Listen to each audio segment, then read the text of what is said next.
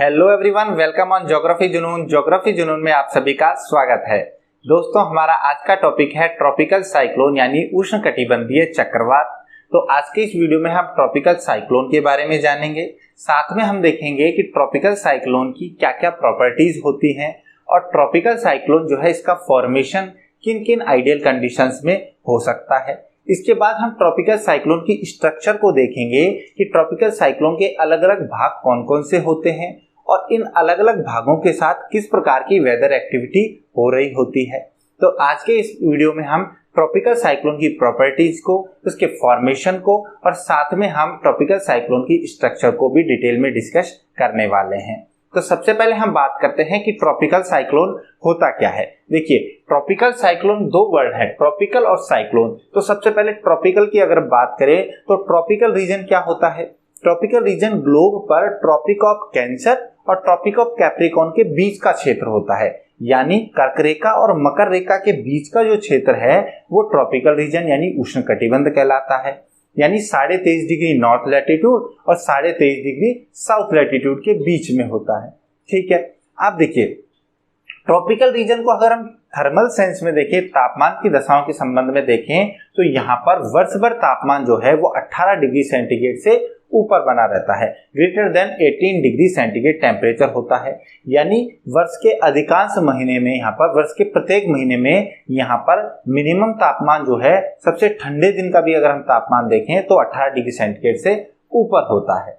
ठीक है दोस्तों, अब इसके बाद देखिए साइक्लोन। तो साइक्लोन आपको पता है, साइक्लोन एक ग्रीक वर्ड है, इसका मतलब होता है कॉइल ऑफ ए स्नेक, यानी सांप की कुंडली के जैसे यहाँ पर बादलों का निर्माण चक्रवात के साथ होता है, इसलिए इसको साइक्लोन नाम दिया गया है।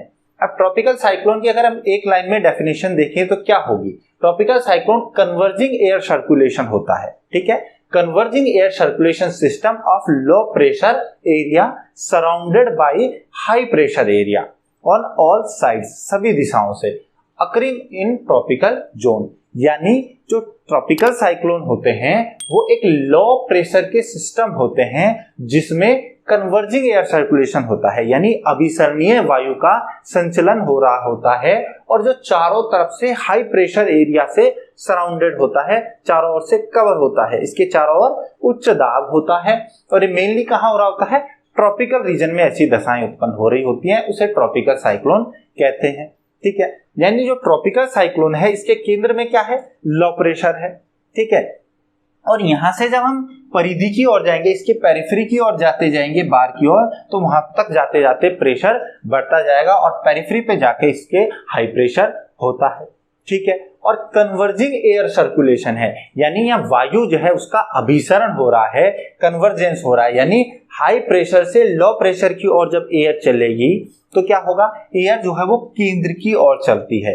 ठीक है, तो कन्वर्जिंग एयर सर्कुलेशन का मतलब है कि परिधि बाहर से अंदर की ओर, यानी परिधि से केंद्र की ओर जो वायु है उसका संचरण हो रहा होता है, सर्कुलेशन जो है वो सेंटर की ओर होता है।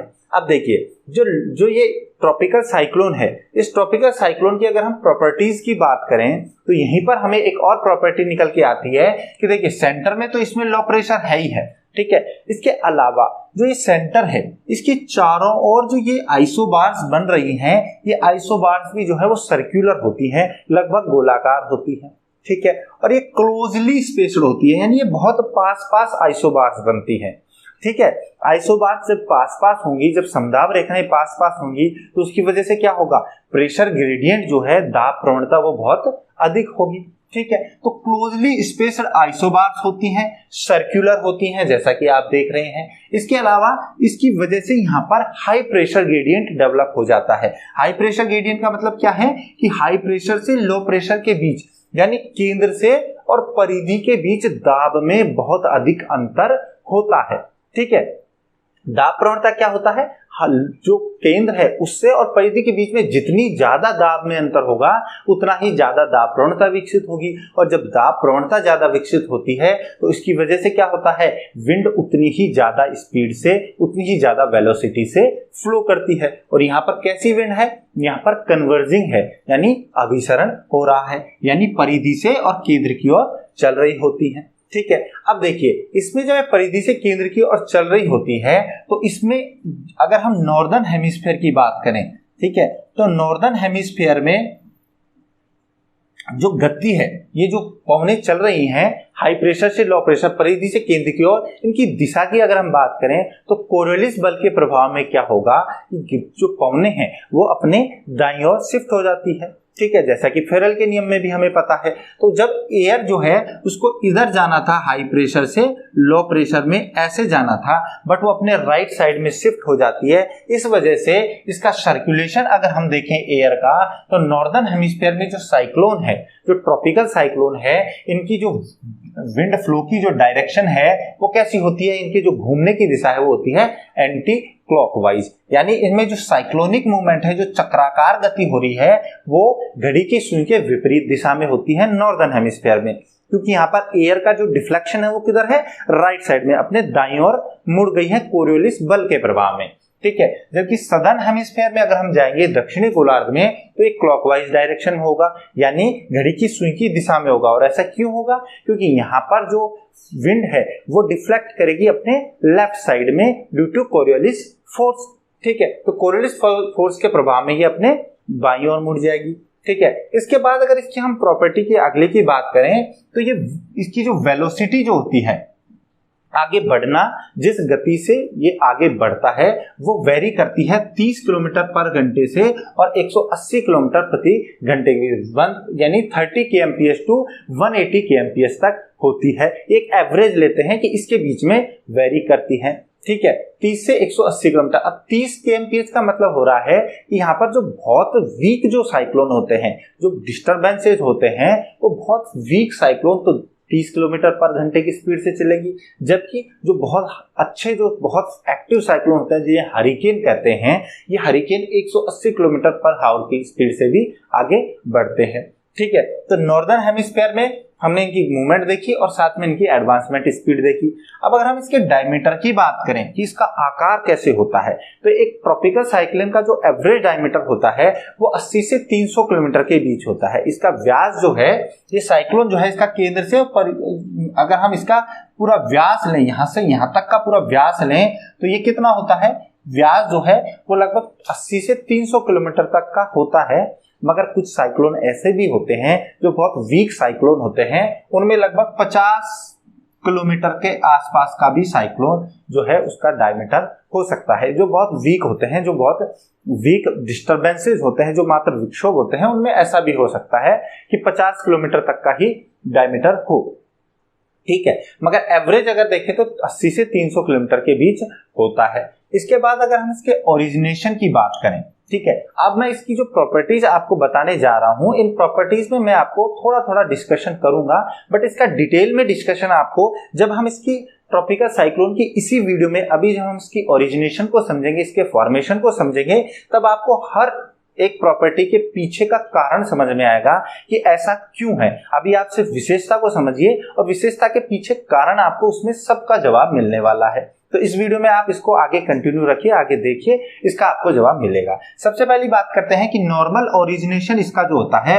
वो वेस्टर्न फ्लैंक्स ऑफ ओशियन, यानी महासागर जो हैं इनके पश्चिमी भागों में ही ज्यादातर जो उष्णकटिबंधीय चक्रवात हैं वो बनते हैं। ऐसा क्यों होता है, इसका कारण आपको अभी पता चलेगा। आप बस इतना याद रखिए, क्योंकि पूर्व से पश्चिम की ओर महासागरों में ज्यादातर जो महासागरीय जलधाराएं हैं वो चल रही होती हैं पूर्व से पश्चिम की ओर, और पश्चिमी भाग में जाकर के जो महासागरीय जलधाराएं हैं वो सारा गर्म जल ले जाकर के इकट्ठा कर देती हैं, और इस वजह से वहां पर तापमान बहुत अधिक हो जाता है, और जहाँ हाई टेम्परेचर होता है वहां पर लो प्रेशर क्रिएट होता है, और इस वजह से लो प्रेशर का क्षेत्र बनने की वजह से वहां पर चक्रवात बनते हैं। तो ज्यादातर चक्रवात जो है वो महासागरों के पश्चिमी भागों में आते हैं, ठीक है। कौन से, ट्रॉपिकल साइक्लोन।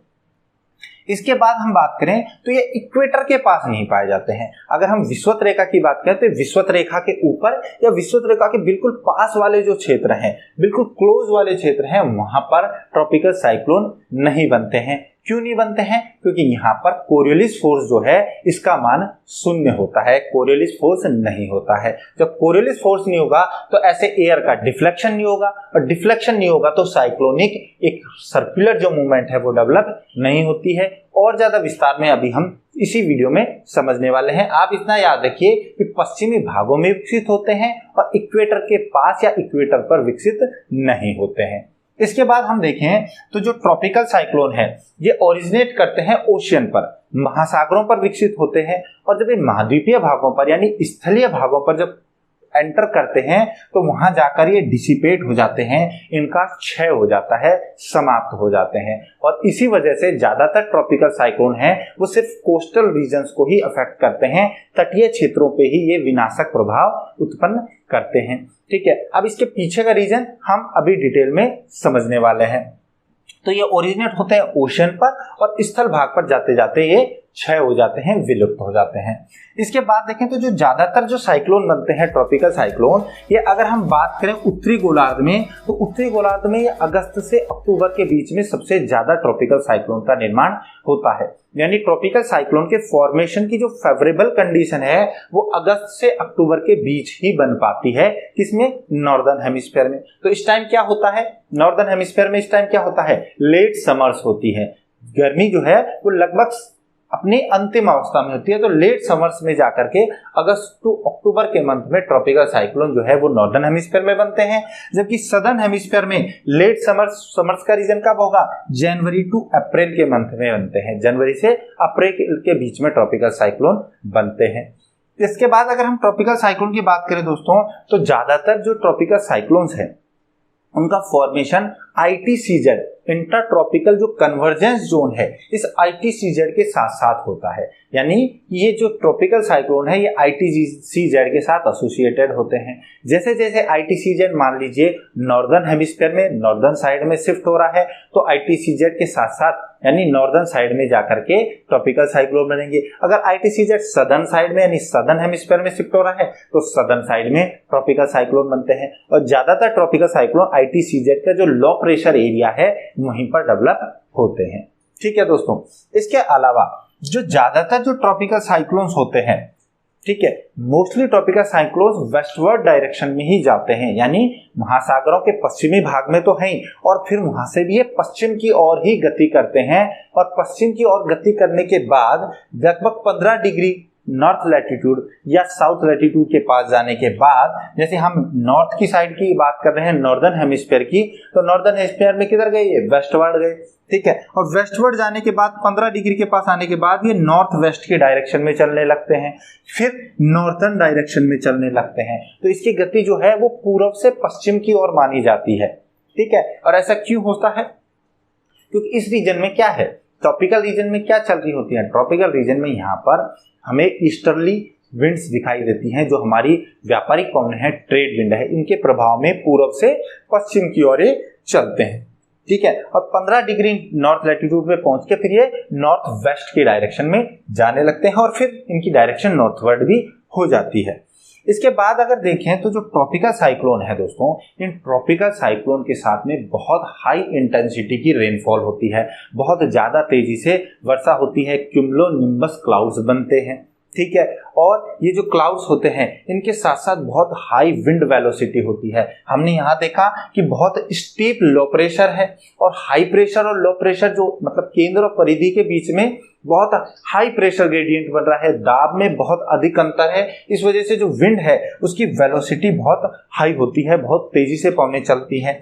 साथ में थंडर स्टॉर्म भी आती है, यहाँ पर तड़ित झंझा विकसित होती है और लाइटनिंग यानी बिजली कड़कती है।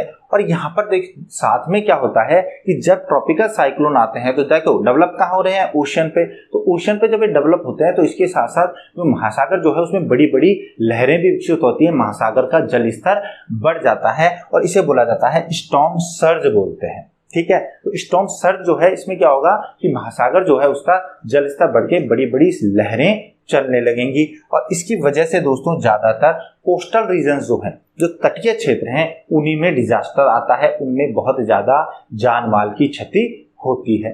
ठीक है, तो ये सब प्रॉपर्टी जो है हमें ट्रॉपिकल साइक्लोन में देखने को मिलती है। अब इन सब के पीछे की रीजनिंग जो है वो हम समझते हैं कि ट्रॉपिकल साइक्लोन का फॉर्मेशन कैसे होता है, उसमें आपको सब चीजों का रीजन मिलने वाला है। तो सबसे पहले हम बात करते हैं कि conditions favourable for tropical cyclone formation, यानी एक उष्णकटिबंधीय चक्रवात के बनने के लिए कौन कौन सी आदर्श दशाएं हमें मिलती हैं जिनमें ट्रॉपिकल साइक्लोन का विकास आसानी से हो सकता है। हम उन कंडीशंस की बात करते हैं, ठीक है। तो सबसे पहले हम पहली कंडीशन लेते हैं कि large sea surface of warm water with temperature preferably 27 degree centigrade at least 26 degree centigrade, यानी जो सी सरफेस है वो एक बहुत बड़ी सी सरफेस होनी चाहिए, विस्तृत एक महासागरीय सतह होनी चाहिए, जल सतह, जिसमें जो गर्म जल है उसका जो तापमान है वो विशेषक प्रेफरेबली तो क्या होना चाहिए, 27 डिग्री सेंटीग्रेड होना चाहिए, मगर कम से कम 26 डिग्री सेंटीग्रेड तापमान होना चाहिए, ठीक है। इसके अलावा जो गर्म जल है, ये जो वार्म वाटर है, इसकी अगर हम सरफेस से और नीचे डेप्थ अगर इसकी देखें तो ये एक्सटेंड होना चाहिए लगभग 60 से 70 मीटर तक, ठीक है। सरफेस से 60 से 70 मीटर तक ये गर्म जल जो है वो पाया जाना चाहिए महासागर पर। अगर ये एक कंडीशन विकसित होती है तो ये एक फेवरेबल कंडीशन होती है ट्रॉपिकल साइक्लोन के डेवलप होने के लिए। तब इसको समझिए कि ऐसे इस दशा से किस प्रकार से ट्रॉपिकल साइक्लोन का विकास होता है, आप इसको समझिए। देखिए, हम बात कर रहे हैं large sea surface of warm water with temperature preferably 27 degree centigrade at least 26 degree centigrade. देखिए, ऐसा जब महासागर जो है उसकी कोई सतह जो बहुत बड़ी सतह है, महासागरों पे तो बड़ा जल सतह होगी, ठीक है, तो इसी सतह पर मान लीजिए तापमान अधिक होगा, तो इस सतह का तापमान जब अधिक होगा यानी कि जल जो है वो गर्म होगा, तो इसके संपर्क में, इसके कांटेक्ट में जो एयर आएगी, जो सबसे लोअर एटमॉस्फेयर में, जिसे हम फ्रिक्शन लेयर भी कहते हैं, उसमें जो एयर आएगी वो एयर क्या होगी, वार्म हो जाएगी, एयर भी गर्म हो जाएगी। किससे होगी, कंडक्शन के कारण होगी। कंडक्शन के कारण जब ये एयर वार्म होगी तो वार्म एयर क्या होती है, स्प्रेड करती है, इसका प्रसार होता है, प्रसार होकर के ये हल्की हो जाती है, और हल्की वायु जो है वो क्या करेगी, ऊपर राइज करेगी, इसका अपलिफ्टमेंट होगा। तो एयर जब राइज करेगी, यहाँ देखिए, ये मान लीजिए महासागरीय सतह है, इस महासागरीय सतह पर ये पूरी सी सरफेस है, इसका टेम्परेचर जो है वो लगभग 27 डिग्री सेंटीग्रेड टेम्परेचर है। अब यहाँ पर जो एयर थी ये वार्म होकर के, ये जो हमने रेड डॉट से देख रखी है, ये एयर क्या हो रही है, राइज कर रही है, ऊपर उठ रही है। अब जब एयर ऊपर राइज हो गई है तो यहाँ पर क्या हो गई है, वायु की कमी हो गई है। वायुदाब किससे विकसित होता है, वायु से। अब जब वायु ही नहीं है तो वायुदाब कम हो जाएगा, तो यहाँ पे लो प्रेशर रीजन डेवलप हो जाएगा, और इस लो प्रेशर रीजन के डेवलप हो जाने की वजह से अब क्या होगा, बाहर के क्षेत्रों में क्या है, इससे बाहर के क्षेत्रों में तो हाई प्रेशर है, और हाई प्रेशर से लो प्रेशर की ओर एयर चलने लगेगी, यानी विंड फ्लो होगा, और इस विंड फ्लो की वजह से यहाँ पर साइक्लोनिक सर्कुलेशन डेवलप होने लगेगा। यानी जैसा हमने यहाँ देखा था कि बाहर से की परिधि से केंद्र की ओर पवनें चलने लगेंगी, और पवनों की वजह से क्या होगा, कोरियोलिस फोर्स की वजह से ये एंटी क्लॉकवाइज डायरेक्शन में नॉर्दर्न हेमिस्फीयर में इनका सर्कुलेशन, ऐसे सर्कुलर मूवमेंट होने लगेगी, ठीक है। पहली कंडीशन तो ये डेवलप होगी जब वार्म सरफेस होगी जिसका टेम्परेचर 27 डिग्री सेंटीग्रेड होगा। दूसरी बात देखिए, दूसरा क्या होगा कि जब 27 डिग्री सेंटीग्रेड टेम्परेचर होगा तो आप बताइए कि ये क्या है, महासागरीय सतह है। तो महासागरीय सतह पर जब तापमान इतना अधिक हो रहा है तो क्यों हो रहा है, इंसोलेशन की वजह से हो रहा होगा। भाई सूर्य की किरणें आ रही होंगी यहाँ पर, या यहाँ पर आकर के वार्म वाटर इकट्ठा हो रहा होगा, दोनों कंडीशन हो सकती है। तो जब इतना अधिक जल है और वो जल गर्म है तो क्या होगा, इवेपोराइजेशन अधिक होगा, वाष्पीकरण अधिक होगा। क्लियर है, इवेपोराइजेशन जब होता है, वाष्पीकरण जब होता है, तो वाष्पीकरण के साथ साथ क्या होता है, जब वाष्पीकरण होता है तो उसकी वजह से वाटर वेपर्स बनती हैं, और वाटर वेपर्स जब बनेंगी तो वाटर वेपर्स किसके लिए काम में आती है, ह्यूमिडिटी के लिए, आर्द्रता के लिए काम में आती है। यानी जो ये एयर राइज कर रही है, इस एयर को सफिशिएंटली, वार्म एयर जो है इसको सफिशिएंटली हमें यहाँ पर ह्यूमिडिटी भी मिलेगी, इसलिए ये वार्म मॉइस्ट एयर होती है, ठीक है। गर्म आर्द्र पवन होती है, ये गर्म आर्द्र वायु होती है। अब ये जो वार्म एयर है, ठीक है, इसको वार्म करने के लिए रोल किसका आया, इवेपोराइजेशन का। और इवेपोराइजेशन किससे डेवलप हुआ, क्योंकि टेम्परेचर जो है सरफेस पर अधिक है। तो इस इवेपोराइजेशन के दौरान आपको पता है कि जितनी हीट हम जल को देते हैं वो जल जब इवेपोराइज होता है तो उसके अंदर उतनी ही मात्रा में हीट जो है जितना उसने इवेपोराइजेशन में यूज किया है वो उसके अंदर स्टोर हो जाती है। उसे बोला जाता है लेटेंट हीट ऑफ इवेपोराइजेशन, यानी वाष्पीकरण की गुप्त ऊष्मा कहा जाता है। ठीक है, अब ये वाष्पीकरण की जो गुप्त ऊष्मा है ये इसके अंदर स्टोर हो गई है जल वाष्प के अंदर। अब ये जब ऊपर उठेगी, एयर जब ऊपर राइज कर रही है, अपलिफ्ट कर रही है, तो ये एडियाबैटिक लैप्स रेट से, ठीक है, किससे ठंडी होगी? एडियाबैटिक लैप्स रेट यानी कि रुद्धोष्म पतन दर से ये ठंडी होगी। ठीक है, और जब ये ठंडी होगी तो कैसी एयर है? वार्म और मॉइस्ट एयर है। जब ये ऊपर हो उठेगी ठंडी होगी, ठंडी जब होगी टेम्परेचर डिक्रीज होगा तो इसके अंदर रिलेटिव ह्यूमिडिटी बढ़ जाएगी, क्योंकि पहले से ये आर्द्र है। रिलेटिव ह्यूमिडिटी बढ़ेगी तो इसका सैचुरेशन होने लगेगा। जब ये सैचुरेशन यानी संतृप्त होने लगेगी तो इसके बाद क्या होगा? इसमें कंडेंसेशन होगा, संघनन होगा। और जब इस वार्म मॉइस्ट एयर के ठंडा होकर संघनन होगा तो संघनन की वजह से क्या होगा? वाटर वेपर जो है वो वापस किस में चेंज हो जाते हैं? वाटर में चेंज हो जाता है, जल की बूंदों में चेंज होगा। और इस वजह से क्या होगा? इस वजह से बादलों का निर्माण होने लगेगा। क्या होगा? क्लाउड फॉर्मेशन होगा। और यहां पर कौन से क्लाउड बनते हैं? क्यूमुलोनिम्बस क्लाउड ज्यादा बनते हैं। तो जब क्लाउड फॉर्मेशन होगा दोस्तों, तो इस क्लाउड के फॉर्मेशन के दौरान कंडेंसेशन से एक हीट निकलेगी, जिसका ये जो लेटेंट हीट ऑफ इवेपोराइजेशन है जो कि स्टोर हुई थी, ये अब जलवाष्प से जब जल में परिवर्तन होगा तो ये बाहर निकलेगी। इसे बोला जाता है latent heat of condensation. Latent heat of condensation यानी संघनन की गुप्त ऊष्मा। और इस संघनन की गुप्त ऊष्मा के बाहर निकलने की वजह से जो ये एयर थी जो ठंडी हो गई थी फिर से गर्म हो जाएगी, और गर्म होकर के ये एयर अब फिर से अनस्टेबल हो जाएगी, और अनस्टेबल होकर के क्या होगी? और ऊपर राइज करने लगेगी, फिर से और ऊपर जाने लगेगी। जब और ऊपर जाएगी फिर एडियाबैटिकली ठंडी होगी, फिर से इसका संघनन होगा, फिर से इसके अंदर जो भी हीट है लेटेंट हीट वो फिर बाहर निकलेगी। यानी कि जो ट्रॉपिकल साइक्लोन है, इस ट्रॉपिकल साइक्लोन के लिए अगर एक एनर्जी सोर्स की बात करें तो दोस्तों ये लेटेंट हीट ऑफ कंडेंसेशन जो है ये ट्रॉपिकल साइक्लोन के लिए एक एनर्जी सोर्स का काम करती है।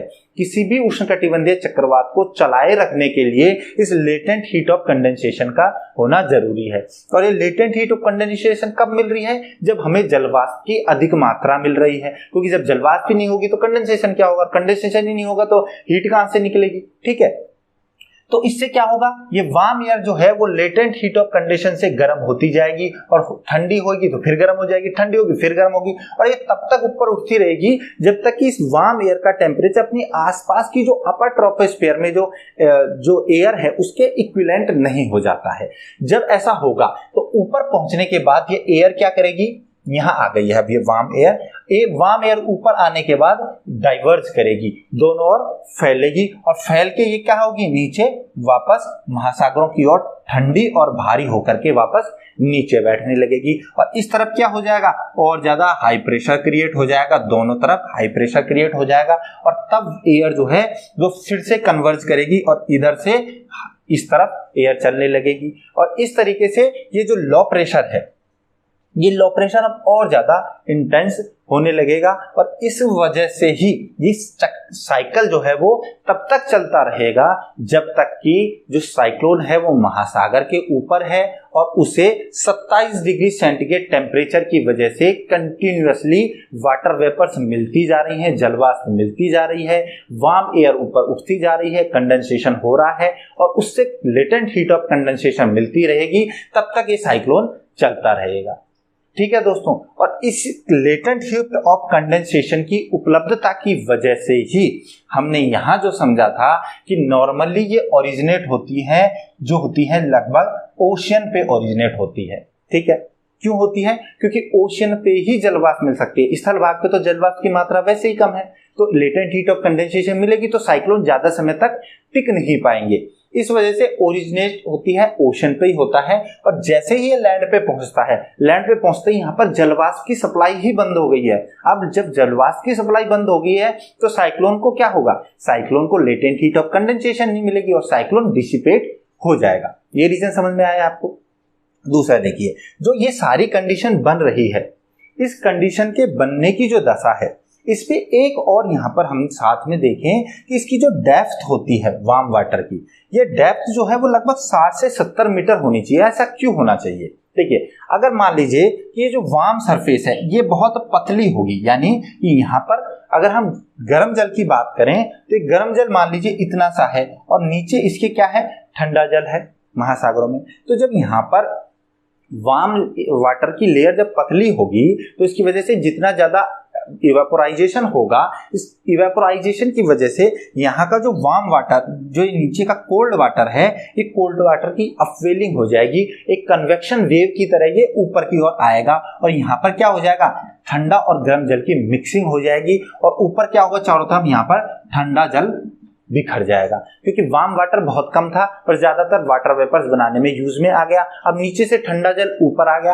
अब ये ठंडा जल ऊपर आ जाएगा तो आप सोचिए, जब वार्म वाटर था तो जल वाष्प मिल रही थी क्योंकि इवेपोराइजेशन होता। अब जब कोल्ड वाटर मिल गया तो कोल्ड वाटर के अंदर क्या है, तापमान कम है।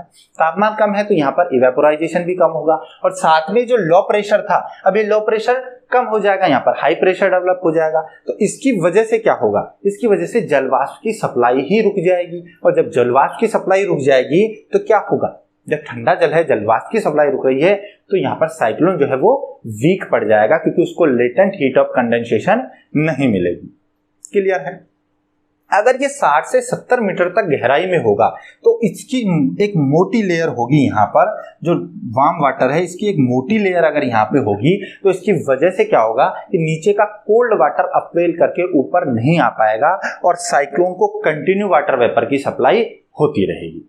ठीक है, अब ऐसी दशा कहाँ विकसित होती है? ऐसी दशा जो है वो हमें वेस्टर्न फ्लैंक्स ऑफ ओशियन पर देखने को मिलती है, महासागरों के पश्चिमी भागों में देखने को मिलती है। क्यों मिलती है?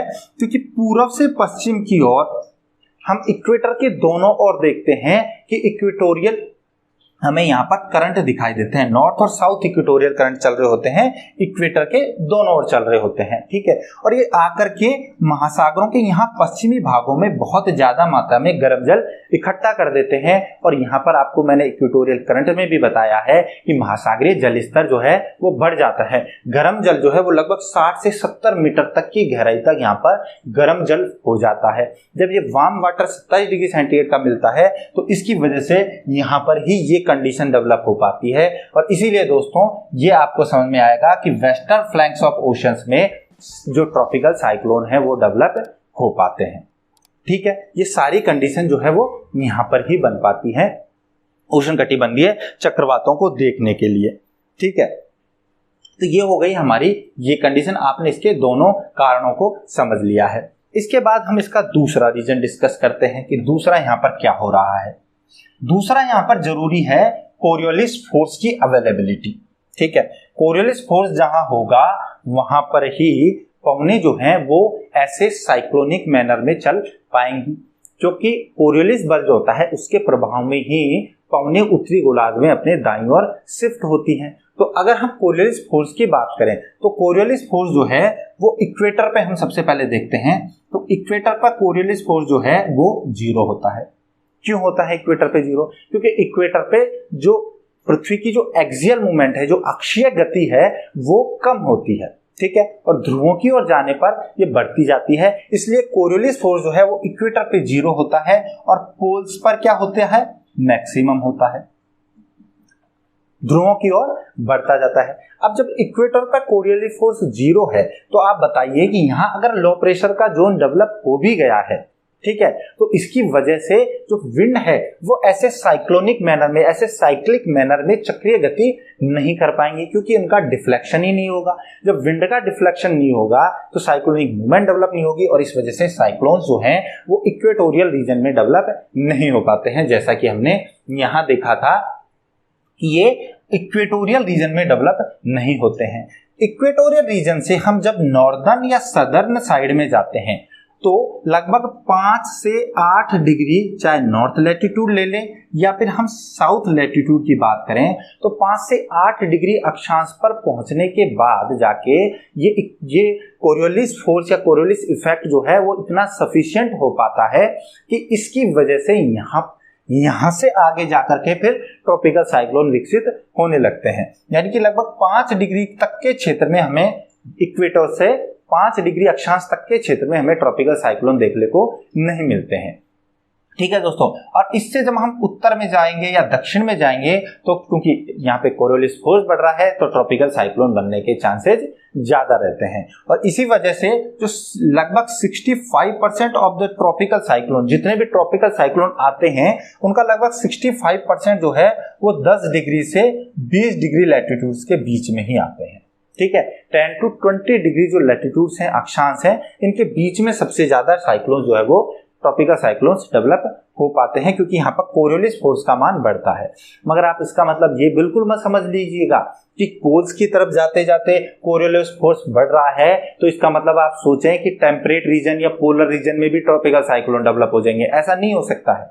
क्यों नहीं हो सकता है? मान लिया कि यहाँ पर कोरियोलिस फोर्स बढ़ रहा है, मगर इसका मतलब ये नहीं है कि तापमान भी बढ़ रहा है। तापमान तो हमें ट्रॉपिकल रीजन में दिखेगा, यानी सेकेंड कंडीशन तो हमारी फुलफिल हो जाएगी। कोरियोलिस फोर्स तो बढ़ जाएगा, मगर जो हमने फर्स्ट कंडीशन ये ली थी ये फुलफिल नहीं होगी, और इसका होना बहुत जरूरी है। ठीक है, जितना कोरियोलिस फोर्स जरूरी है उतना ही इसका भी होना बहुत जरूरी है, क्योंकि टेम्परेट और पोलर रीजन में तापमान महासागरीय सतह का इतना अधिक नहीं होता कि एक इंटेंस लो प्रेशर क्रिएट हो सके। ठीक है, तो इस वजह से कोरियोलिस फोर्स के साथ साथ जो है हमें ट्रॉपिकल साइक्लोन देखने को मिलते हैं। तीसरी कंडीशन आती है कि shifting of ITCZ on ocean and pre existing low level disturbances. ठीक है, कि ITCZ जो है उसका महासागरों पर शिफ्ट होना क्यों जरूरी है, और महासागरों पर शिफ्ट होने के साथ साथ यहाँ पर ऑलरेडी जो है वो लो प्रेशर के डिस्टर्बेंसेज होने चाहिए। अगर ऐसी कंडीशन डेवलप होती है तो ट्रॉपिकल साइक्लोन डेवलप होने की चांसेस ज्यादा होते हैं। देखिए, जो ITCZ होता है, इंटरट्रॉपिकल कन्वर्जेंस जोन जो होता है, वो एक लो प्रेशर बेल्ट होती है, जिसमें हम अंदर क्या बोलते हैं इसको, डोलड्रम की पेटी होती है, शांत क्षेत्र होता है। और ये बनता क्यों है? क्योंकि उत्तर से और दक्षिण से उत्तर पूर्वी व्यापारिक पवनें और दक्षिणी पूर्वी व्यापारिक पवनें आके कन्वर्ज करती हैं, और इसीलिए इसको इंटरट्रॉपिकल कन्वर्जेंस जोन बोला जाता है। तो जो ITCZ है वो क्या है? एक निम्न दाब की पेटी है। ठीक है, अब ये ITCZ जो है वो नॉर्दर्न और सदर्न साइड में शिफ्ट होती जाती है, और इसके शिफ्ट होने के साथ साथ इसके आसपास ही जो है वो साइक्लोन सबसे ज्यादा डेवलप होते हैं। जैसे अगर हम बात करें नॉर्दर्न हेमिस्फीयर में, बात कर रहे हैं विंटर सीजन की। ठीक है, विंटर सीजन में अगर हम बात करें सर्दी की ऋतु में, तो सर्दी की ऋतु में सूर्य कहाँ है? दक्षिण में चला गया है। उत्तरी गोलार्ध में हम बात कर रहे हैं, विंटर सीजन है, तो सदर्न हेमिस्फीयर में क्या है? सूर्य की किरणें सीधी पड़ रही हैं। तो विंटर सीजन जब यहाँ होता है तो यहाँ पर नॉर्दर्न हेमिस्फीयर में क्या होता है? हाई प्रेशर डेवलप हो रहा होता है, और इस वजह से ये जो इक्वेटर है इसके साथ साथ ही हमें ITCZ जो है वो देखने को मिलती है। ठीक है, ITCZ कहाँ है? इक्वेटर पर है। अब जब इक्वेटर पर ITCZ है तो हमने देखा कि इक्वेटर पर तो कोरियोलिस फोर्स ही नहीं है, और ऑलरेडी यहाँ पर प्रेशर भी हाई है, क्योंकि टेम्परेचर की ये कंडीशन भी यहाँ पर फुलफिल नहीं हो रही है, कोरियोलिस फोर्स भी नहीं है, तो ITCZ भी इक्वेटर पर बना हुआ है, तो इस वजह से यहाँ पर कोई भी साइक्लोन डेवलप नहीं होंगे। ठीक है, मगर जैसे जैसे सूर्य उत्तरायण होने लगेगा, नॉर्दर्न हेमिस्फीयर की ओर आने लगेगा, तो वैसे वैसे जो ये ITCZ है ये नॉर्थ की ओर शिफ्ट होने लगेगा। अब इसकी पोजीशन जो है वो बदलने लगेगी। ठीक है, और बदलते बदलते अगर हम मई जून के आसपास की बात करें, मई जून के आसपास की, तो ये मई जून के आसपास अगर हम देखें तो ITCZ जो है वो पूरे हमारे हिमालय के जो दक्षिणी भाग है, मतलब लगभग ये 30 डिग्री के आसपास के क्षेत्र तक बन जाता है मई जून तक आते आते, यानी ये पहुंच गया है, लगभग इस रीजन में पहुंच गया है। ठीक है, मई जून आते आते। मगर दोस्तों क्या है कि देखिए, मई जून का महीना जो है इसमें क्या है कि जो सूर्य है वो नॉर्दर्न हेमिस्फीयर में तो है, क्योंकि हम देखते हैं कि 21 जून को कहाँ होता है सूर्य? 21 जून को जो है सूर्य वो कहाँ है? ट्रॉपिक ऑफ कैंसर, कर्क रेखा पर है। मगर आप देखिए कि जो स्थल और जलीय भाग जो होते हैं, यानी हमारे जो लैंड मास जो होता है वो और हमारी जो वाटर बॉडीज होती हैं, इनके बीच में गर्म होने की दर अलग अलग होती है। क्यों होती है? क्योंकि जल जो है, महासागरीय जल चाहे कोई भी जल है, उसकी स्पेसिफिक हीट जो है, विशिष्ट ऊष्मा जो है वो अधिक होती है। और विशिष्ट ऊष्मा अधिक होने की वजह से अगर समान हम बात करें तापमान महाद्वीपों को दे और समान महासागरों को दे, तो महासागर देरी से गर्म होते हैं जबकि महाद्वीप जल्दी से गर्म हो जाते हैं। ठीक है, तो मई जून की जब शुरुआत आती है तो मान लीजिए कि ITCZ जो है वो ज्यादातर जो है वो यहाँ, अगर हम इसकी कंडीशन देखें तो ये अगर लैंड रीजन है तो लैंड रीजन में तो ये नॉर्थ में शिफ्ट हो जाती है। क्यों? क्योंकि महाद्वीप जो है वो जल्दी से गर्म हो गए हैं, इसलिए महाद्वीपों पर मई जून तक आते आते तो प्रेशर लो हो गया है, मगर महासागरों पर लो प्रेशर क्रिएट होने में समय लगता है। ठीक है, तो मई जून में भी हालांकि कुछ ट्रॉपिकल साइक्लोन डेवलप होते हैं, मगर मई जून में ज्यादा ट्रॉपिकल साइक्लोन नहीं आ पाते हैं, क्योंकि महासागरों पर ITCZ जो है वो अभी इक्वेटर से ज्यादा दूर नहीं गई है, क्योंकि यहाँ पर अभी तापमान बहुत अधिक अभी तक नहीं हुआ है और इस वजह से लो प्रेशर डेवलप नहीं हो पाया है महासागरों पर, जबकि महाद्वीपों पर लो प्रेशर डेवलप हो गया है। ठीक है, अब यहाँ पर आते आते हम जून के बाद, यानी कि लगभग हम बात करें कि जुलाई, जून के बाद भी जुलाई का एंड और अगस्त का जो महीना है यहाँ से लेके और अक्टूबर का जो मंथ है, नॉर्दर्न हेमिस्फीयर की बात कर रहे हैं, अगस्त से अक्टूबर के मंथ तक आते आते ये जो ITCZ है ये महासागरों में भी उत्तर की ओर शिफ्ट हो चुकी होती है। यानी कि महासागर जो है, कहने का मतलब ये है कि महासागर बहुत उत्तरी भाग तक भी, यानी नॉर्दर्न हेमिस्फीयर में हाई लैटिट्यूड तक भी लगभग 23-23.5 डिग्री तक जाकर के गर्म हो चुके हैं। और ITCZ जो है वो यहाँ जहां पर इक्वेटर पे थी, इससे अब लगभग 30 डिग्री नॉर्थ लैटिट्यूड तक पहुंच चुकी है। ठीक है, 30 डिग्री नॉर्थ लैटिट्यूड तक ITCZ पहुंच चुकी है।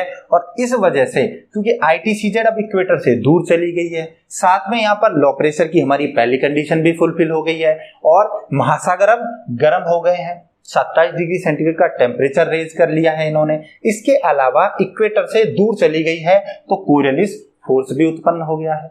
ठीक है, तो कोरियलिस फोर्स उत्पन्न हो गया। इस वजह से जब ITCZ शिफ्ट होती है तो अगस्त से अक्टूबर के मंथ में ITCZ जो है वो ओशन के ऊपर शिफ्टिंग होती है नॉर्दर्न साइड, या अब हम अगस्त से अक्टूबर में तो नॉर्दर्न में मानेंगे, मगर हम साउदर्न हेमिस्फीयर में जाएंगे तो ये लगभग सदर्न हेमिस्फीयर में तब होगा जब नॉर्दर्न हेमिस्फीयर में विंटर होगा, यानी जनवरी से अप्रैल के बीच में होता है। और इसीलिए हमने ये देखा था कि ज्यादातर साइक्लोन अगस्त से अक्टूबर में तो डेवलप होते हैं नॉर्दर्न हेमिस्फीयर में और जनवरी से अप्रैल में डेवलप होते हैं सदर्न हेमिस्फीयर में। ठीक है, क्योंकि ITCZ इस टाइम में ही महासागर पर उत्तरी गोलार्ध में जो है वो इक्वेटर से दूर चली जाती है, इस वजह से कोरियलिस फोर्स का मान भी बढ़ जाता है। ठीक है दोस्तों, तो ये ITCZ का रोल होता है ट्रॉपिकल साइक्लोन के डेवलप होने में। ठीक है, अब यहाँ देखिए, यहाँ हमने देखा था कि एसोसिएटेड किसके साथ होती है, ITCZ के साथ। बता दिया मैंने ITCZ के साथ एसोसिएट कैसी होती है। जैसे जैसे ITCZ जो है वो शिफ्ट होगी, इक्वेटर से दूर जाएगी, वैसे वैसे ट्रॉपिकल साइक्लोन्स के डेवलप होने के चांसेस भी बढ़ते जाएंगे और ट्रॉपिकल साइक्लोन ITCZ के साथ साथ बनते हैं। इसके बाद इसमें हम बात करें कि pre existing low level disturbances होने चाहिए, यानी पहले से कुछ ऐसे लो लेवल के, यानी बहुत निम्न दाब के, जो बहुत वीक जो निम्न दाब के क्षेत्र हैं, विक्षोभ जो है वो विकसित हो जाते हैं। तो ऐसी कंडीशन में भी ट्रॉपिकल साइक्लोन जो है वो ज्यादा विकसित होते हैं। देखिए कैसे ITCZ का निर्माण किससे हो रहा है। ITCZ जो बन रही है इस पे कन्वर्जेंस किसका हो रहा है, इधर से आ रही है नॉर्थ ईस्ट ट्रेड विंड और इधर से आ रही है साउथ ईस्ट ट्रेड विंड। ठीक है, अब ये जो ट्रेड विंड आ रही है दोस्तों, तो इस ट्रेड विंड के आने के साथ साथ यहाँ पर क्या है, कुछ विक्षोभ ऐसे विकसित हो जाते हैं कि यहाँ पर जो विंड है इसके और जो ओशियन सरफेस है, इन दोनों के बीच में टेम्परेचर में एक डिफरेंस क्रिएट हो जाता है। जो इधर से उत्तर पूर्वी व्यापारिक पवनें आ रही हैं इनके, और जो ये महासागरीय क्षेत्र हैं इनके बीच में एक टेम्परेचर डिफरेंस क्रिएट हो जाता है। और इस टेम्परेचर डिफरेंस की वजह से यहाँ पर कहीं कहीं पर जो है इस क्षेत्र में हमें छोटे छोटे लो प्रेशर के रीजन देखने को मिलते हैं। ठीक है, इन्हें बोला जाता है डिस्टर्बेंसेज या विक्षोभ। अब ये जो विक्षोभ है ये ईस्टर्ली विंड के रूप में चलते हैं। किसके रूप में चलते हैं, ईस्टर्ली विंड। और ईस्टर्ली विंड कौन सी है यहाँ पर? ईस्टर्ली विंड हमारी यहाँ पर ट्रेड विंड है, और इन ट्रेड विंड के प्रभाव में ही ये पश्चिम से पूर्व की ओर ईस्टर्ली विंड के रूप में चलने लगते हैं। लो प्रेशर के जोन डेवलप क्यों हुए? क्योंकि विंड और ओशन सरफेस के बीच में टेम्परेचर में डिफरेंस था, इसलिए यहाँ पर लो प्रेशर रीजन डेवलप हो गया। अब ये लो प्रेशर रीजन जो है ये धीरे धीरे ईस्टर्ली विंड के रूप में पश्चिम की ओर शिफ्ट होते हैं, और फिर क्या होगा? ऐसी जगह पर जहां पर इनको कंटिन्यू अच्छी मात्रा में वाटर वेपर्स मिल सके, और कई सारे ऐसे जो डिस्टर्बेंसेज हैं जो लो लेवल के हैं, बहुत निम्न दाब के, बहुत वीक वाले निम्न दाब हैं, तो ऐसे क्षेत्रों में ये सब मिल करके और फिर ट्रॉपिकल साइक्लोन के डेवलप कर लेते हैं। एक तो इनको जहां पर अच्छी वाटर वेपर्स मिल जाएंगी, और दूसरा जब एक साथ कई निम्न दाब के क्षेत्र विकसित मिल जाते हैं तो एक बड़ा निम्न दाब का क्षेत्र विकसित हो जाता है, और प्रेशर और ज्यादा इंटेंसली लो हो जाने की वजह से यहाँ पर ये लो लेवल डिस्टर्बेंसेज मिल करके और ट्रॉपिकल साइक्लोन का विकास करते हैं। ठीक है दोस्तों, इसके बाद हम अगली कंडीशन देखते हैं जिसमें ट्रॉपिकल साइक्लोन डेवलप होने के चांसेस अधिक होते हैं। अगली हमारी जो कंडीशन आती है वो है डिस्टर्बेंसेज इन अपर एटमॉस्फेयर। ठीक है, अपर एटमॉस्फेयर मतलब यहां पर हम बात करें अपर एटमॉस्फेयर से हमारा मतलब है जो ट्रोपोस्फेयर है, इसकी ऊपरी सीमा के आसपास का जो क्षेत्र है, ट्रोपोपॉज के पास का जो क्षेत्र है, इस क्षेत्र में यानी लगभग 9 से लेकर के और 12 किलोमीटर का जो रीजन है, इस क्षेत्र में अगर कोई भी डिस्टर्बेंसेस हो रहे हैं, किसी भी प्रकार का विक्षोभ उत्पन्न हो रहा है, तो वो भी हमें ट्रॉपिकल साइक्लोन के डेवलप होने में हेल्प कर सकता है। कैसे हो रहा है इसको देखिए। जो ये डिस्टर्बेंसेस डेवलप होते हैं, ये डिस्टर्बेंसेस डेवलप जो होते हैं वो होते हैं यहाँ पर सब ट्रॉपिकल वेस्टर्ली जेट के कारण। सब ट्रॉपिकल वेस्टर्ली जेट जो हमारी उपोष्ण कटिबंधीय जो पश्चिमी जो जेट प्रवाह हो रहा था उसके कारण ये डेवलप होते हैं। कैसे होते हैं? जेट स्ट्रीम क्या होती है? जेट स्ट्रीम ट्रोपोस्फेयर की अपर लेवल पे चल रही होती है, लगभग इसी ऊंचाई पे चल रही होती है। और जेट स्ट्रीम जो है वो कैसी होती है? जेट स्ट्रीम जो है वो होती है लहरदार, ऐसे चल रही होती है। और इसके साथ साथ यहाँ पर हाई प्रेशर का और कुछ लो प्रेशर का रीजन अपर ट्रोपोस्फेयर में बन रहा होता है, और इसकी वजह से जहां हाई प्रेशर होता है उस हाई प्रेशर रीजन में क्या होता है? हाई प्रेशर रीजन जो है इसमें जो विंड जो है वो अगर उत्तरी गोलार्ध में हम बात करें तो घड़ी की सुई की दिशा में चल रही होती है, यानी क्लॉकवाइज डायरेक्शन में चलती है। और हाई प्रेशर रीजन जो विकसित होते हैं इन्हें क्या बोलते हैं? एंटी साइक्लोन, यानी कि यह साइक्लोन के जस्ट विपरीत कंडीशन होती है। साइक्लोन के विपरीत जस्ट कंडीशन कैसे होगी कि यहाँ पर जो विंड है वो चलेगी हाई प्रेशर से लो प्रेशर की ओर, यानी कि केंद्र से बाहर की ओर चल रही होती है। ठीक है, तो कौन सी मूवमेंट हो गई यहाँ पर? यहाँ पर हो गई डाइवर्जेंट। लो प्रेशर में कैसी थी? Convergent air mass, convergent air की मूवमेंट थी, यानी विंड जो है वो केंद्र की ओर चल रही थी, और यहाँ पर केंद्र से परिधि की ओर यानी बाहर की ओर चल रही है, डाइवर्जेंट मूवमेंट होती है।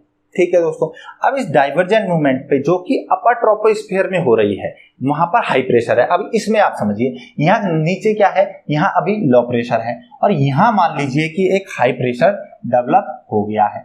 मान लीजिए यहाँ पर हाई प्रेशर है और यहाँ से हमें ये जो एंटी साइक्लोनिक कंडीशन है ये सब ट्रॉपिकल वेस्टर्ली जेट की वजह से मिल रही है। और जब ये हाई प्रेशर यहाँ पर होगा तो इसकी वजह से क्या होगा? यहाँ पर डाइवर्जेंस होगा, ये एयर जो है वो क्या होगी? आउटफ्लो होगा, बाहर की ओर जाएगी। एयर जो है वो बाहर की ओर जाएगी। अब जब यहाँ बाहर की ओर एयर जाती है तो इस जगह एयर की क्या हो गई है? कमी हो गई है। भाई क्या होगा? ये हाई प्रेशर तो यहाँ है, मगर यहाँ से एयर जब बाहर की ओर डाइवर्ज कर गई है तो अब यहाँ एयर का गैप आ गया है, और एयर का गैप हो गया है तो इस गैप को फिल करने के लिए यहाँ नीचे से जो एयर है वो ऊपर राइज करने लगेगी, ऊपर बढ़ने लगेगी इस गैप को फिल करने के लिए। अब जब एयर यहाँ से ऊपर खींचेगी, यानी कि जो हाई प्रेशर है वो धरातल की जो गर्म पवनें हैं उनको आकर्षित करती है, अपनी ओर अट्रैक्ट करती है, और ये यहाँ से खींच के ऊपर चली जाएंगी क्योंकि इस गैप को भरना है। इस गैप को भरने के चक्कर में यहाँ एक गैप डेवलप हो गया। ठीक है, ऊपर के गैप को भरने के चक्कर में मान लीजिए यहाँ हाई प्रेशर है ऊपर और यहाँ पर क्या है?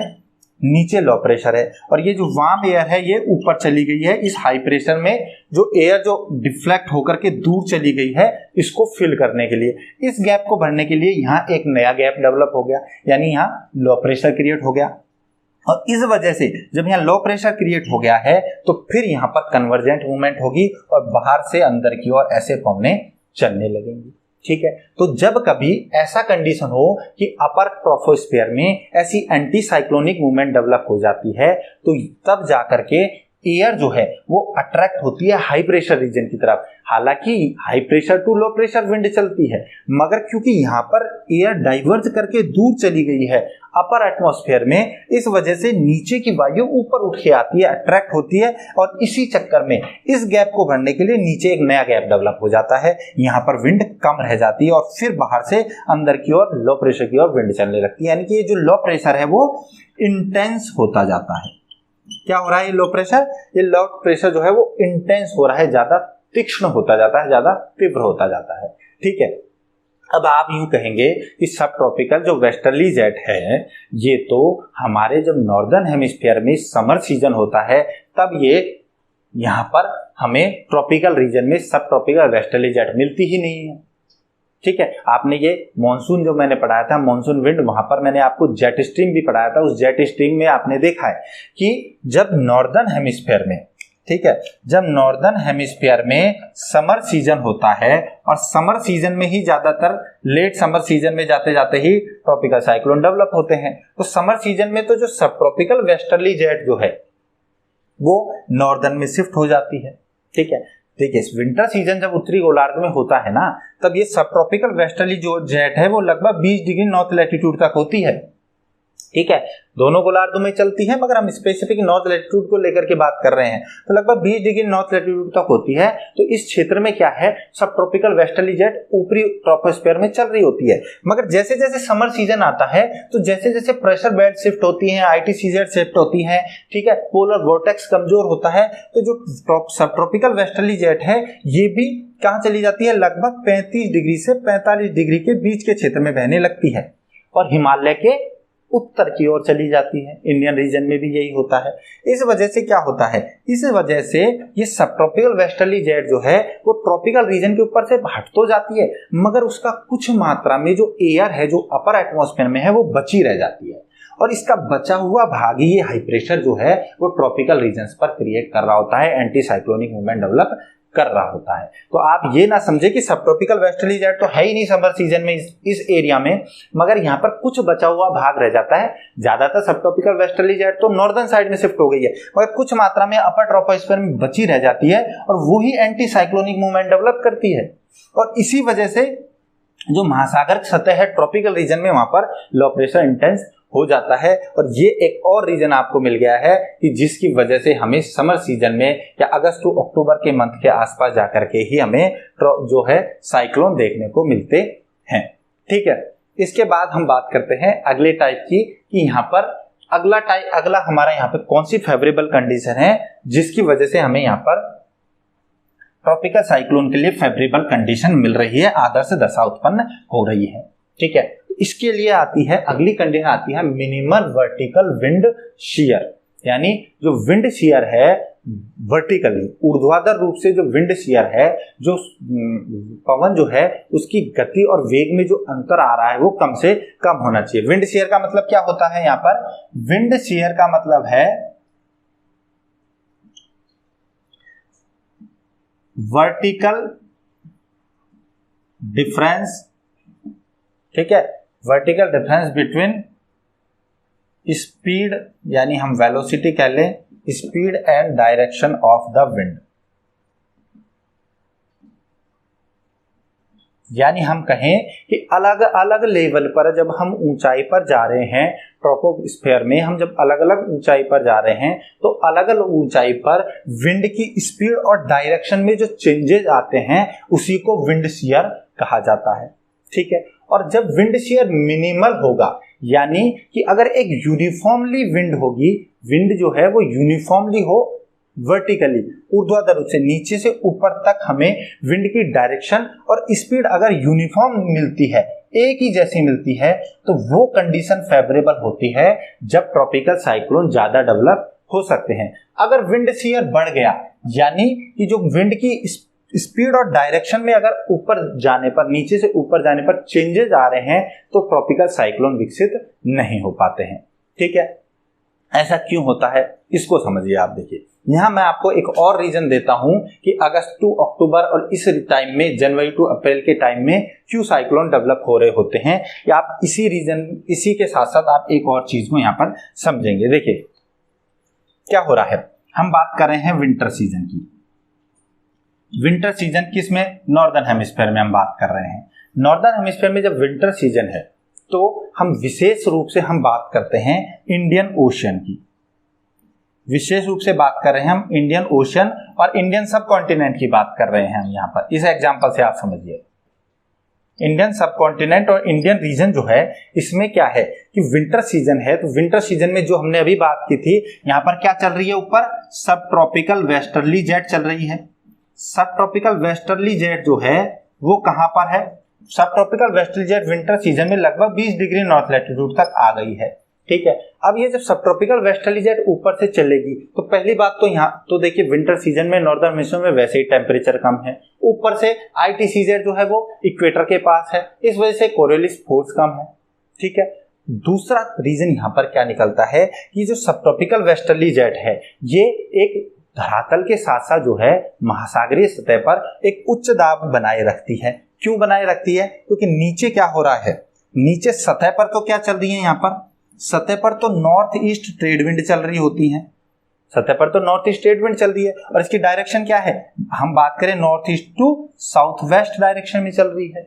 और ऊपर से यहाँ पर हम देखें तो यहाँ पर सब ट्रॉपिकल वेस्टर्ली जेट किधर चल रही होती है, ये चल रही होती है वेस्ट टू ईस्ट डायरेक्शन में। तो आप सोचिए, धरातल पर तो वायु की जो है वो गति अलग दिशा में है, ऊपर देखें तो वायु की वेग दिशा जो है वो अलग है, तो डिफरेंस आ गया, यानी विंड शियर बढ़ गया ऊंचाई के साथ साथ। दूसरा क्या हो रहा है, यहाँ पर ये जो वेस्टर्ली जेट है वो ज्यादा स्ट्रांग होती है विंटर सीजन में, ये तेज ज्यादा चल रही होती हैं, जबकि जो नॉर्थ ईस्ट ट्रेड विंड है वो थोड़ी इसकी कंपैरेटिवली स्लो होती हैं, तो इनकी स्पीड में भी जो है डायरेक्शन के साथ साथ स्पीड में भी चेंज आता है, और इस वजह से यहाँ पर विंड शियर मैक्सिमम हो जाता है। और विंड शियर मैक्सिमम होने की वजह से नॉर्दर्न हेमिस्फीयर में विंटर सीजन में साइक्लोन के डेवलप होने के लिए चांसेस जो है वो कम हो जाते हैं। ठीक है, इसके बाद हम बात करते हैं विंटर के बाद हम जैसे जैसे बात करते हैं कि लगभग मई जून का महीना आ गया है। मई जून जब मंथ आता है तो मई जून का महीना आने तक, लगभग जून का महीना आने तक जो यहाँ पर जो सब ट्रॉपिकल वेस्टर्ली जेट है ये नॉर्थ में शिफ्ट होती जाती है।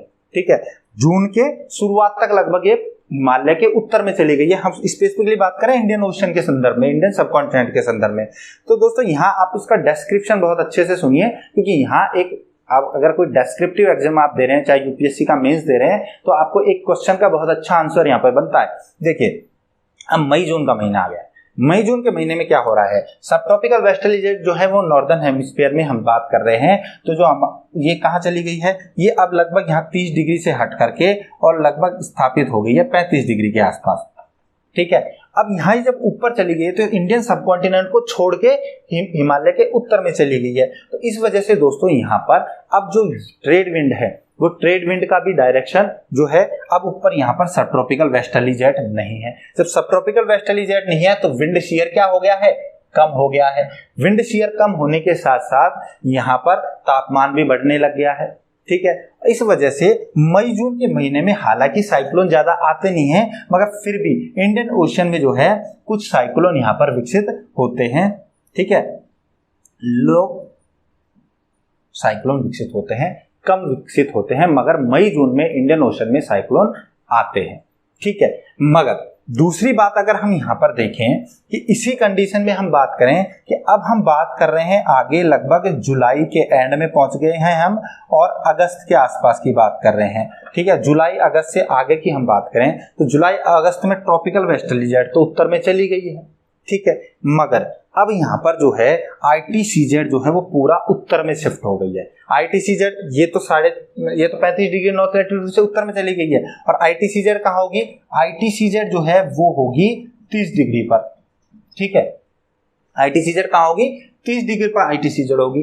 जब ITCZ 30 डिग्री पर होगी तो इंडियन सब कॉन्टिनेंट जो है उसमें हिमालय के दक्षिण में ITCZ हो गई है। और जो जून जुलाई अगस्त का महीना है इसमें महासागरीय जल भी गर्म हो गया है और महासागरीय जल पर भी अभी जुलाई अगस्त तक आते आते ITCZ जो है वो लगभग 30 डिग्री नॉर्थ लैटिट्यूड तक बन गई है। तो इस वजह से इस रीजन में जो है वो कौन सी पवनें चलने लगती हैं, हमारे यहाँ पर ज्यादातर जो है वो ये जो सीजन है जुलाई अगस्त का जो सीजन है ये पीक सीजन होता है। किसके लिए? पीक सीजन होता है साउथ वेस्ट इंडियन मॉनसून का। इंडियन मॉनसून आ रहा होता है साउथ वेस्ट। अब सोचिए धरातल के साथ साथ कैसी पवनें हैं, ऐसे साउथ वेस्ट पवनें चल रही हैं, साउथ वेस्ट चल रही हैं, south west to north east direction में चल रही है। ये कहाँ चल रही है? सरफेस पर कुछ ऊंचाई पर ही चल रही होती है। मगर आपने साथ में देखा होगा जब हमने जेट स्ट्रीम पढ़ी थी तो इस सीजन में यहाँ पर एक और विंड डेवलप हो रही होती है। और एक कौन सी विंड होती है? ये विंड कौन सी होती है दोस्तों? ये विंड जो होती है ये होती है हमारे ट्रॉपिकल ईस्टर्ली जेट विकसित होती है। ठीक है, ट्रॉपिकल ईस्टर्ली जेट विकसित होती है और ये किधर से आती है? ये आती है नॉर्थ ईस्ट की डायरेक्शन से। ठीक है, और ये जस्ट अपोजिट में अपर ट्रोपोस्फीयर में चल रही होती है। इसे क्या बोला जाता है? Tropical easterly jet. Tropical easterly jet विकसित हो रही होती है। अब ट्रॉपिकल ईस्टर्ली जेट किससे विकसित हो रही थी? तिब्बतन पठार से विकसित होती है। तिब्बत के पठार से चलते हुए पूरे इंडिया और इंडियन ओशन के ऊपर से ये चल के और इंडियन ओशन में आकर के ये यहाँ तक पहुंचती है। इंडियन ओशन में आकर के ये इसमें नीचे उतरती है। तो ट्रॉपिकल ईस्टर्ली जेट जो है वो चल रही है north east to south west, जबकि यहाँ से जो इंडियन मानसून है वो साउथ वेस्ट से नॉर्थ ईस्ट चल रहा है। तो विंड शियर हुआ कि नहीं? विंड शियर हुआ।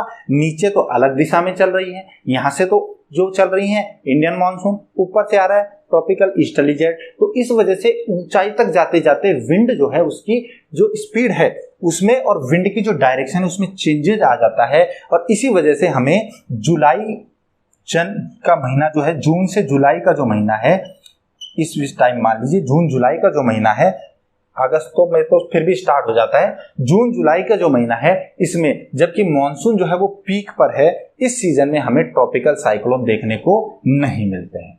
ठीक है, कोई ट्रॉपिकल साइक्लोन हमें यहाँ देखने को विकसित नहीं होते हैं। मगर फिर भी अगर कुछ ट्रॉपिकल साइक्लोन बनते हैं तो वो कहाँ बनेंगे? ये जो 30 डिग्री जो नॉर्थ लैटिट्यूड पर ITCZ आ रही है ये विकसित होती है दोस्तों हमारे जो बंगाल की खाड़ी का जो क्षेत्र है यहाँ पर विकसित होती है। और बंगाली खाड़ी क्षेत्र के भी उत्तरी भाग में, ठीक है, बंगाल की खाड़ी जो है इसके उत्तर में लगभग यहाँ पर ITCZ विकसित होती है। और इस वजह से यहाँ पर कभी कभी यहाँ पर लो प्रेशर के रीजन तो विकसित हो भी जाते हैं। नॉर्थ जो बे ऑफ बंगाल है यहाँ पर कुछ लो प्रेशर के रीजन विकसित होते भी हैं, मगर क्या है ऊपर से ट्रॉपिकल जो ये ईस्टर्ली जेट जो चल रही है ये क्या करती है, इनको बहा करके बहुत तेजी से लेके जाती है। और यहाँ लगभग ये पश्चिम बंगाल और उड़ीसा कोस्ट, यहाँ क्या है, उड़ीसा है, वेस्ट बंगाल है, तो वेस्ट बंगाल और उड़ीसा कोस्ट पर बहुत जल्दी पहुंच करके और ये समाप्त हो जाते हैं।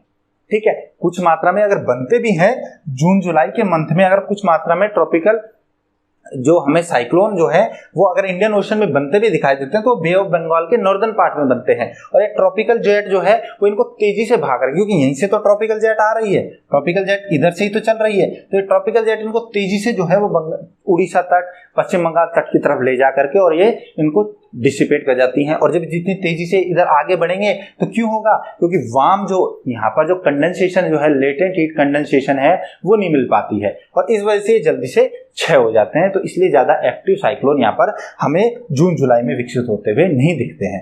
मगर जब अगस्त का जब टाइम आता है तो अगस्त का टाइम आते आते क्या है, सब ट्रॉपिकल वेस्टर्ली जेट भी यहाँ से हट गई है और साथ में ये जो ट्रॉपिकल ईस्टर्ली जेट है ये वीक पड़ जाती है, क्योंकि मानसून जो है वो वीक पड़ने लगता है और ईस्टर्ली जेट वीक पड़ती है तो मानसून भी वीक पड़ने में लगता है। और इस ट्रॉपिकल ईस्टर्ली जेट के वीक होने की वजह से हमें अगस्त से अक्टूबर के महीने के दौरान यहाँ पर इंडियन ओशन में, चाहे आप अरब सागर की बात करो चाहे बंगाली खाड़ी की बात कर लो, तो साइक्लोन की उत्पत्ति ज्यादा होती हुई दिखाई देती है। ठीक है, तो विंड शियर जितना मिनिमम होगा उतना ही अच्छी कंडीशन विकसित होगी ट्रॉपिकल साइक्लोन के डेवलप होने के लिए।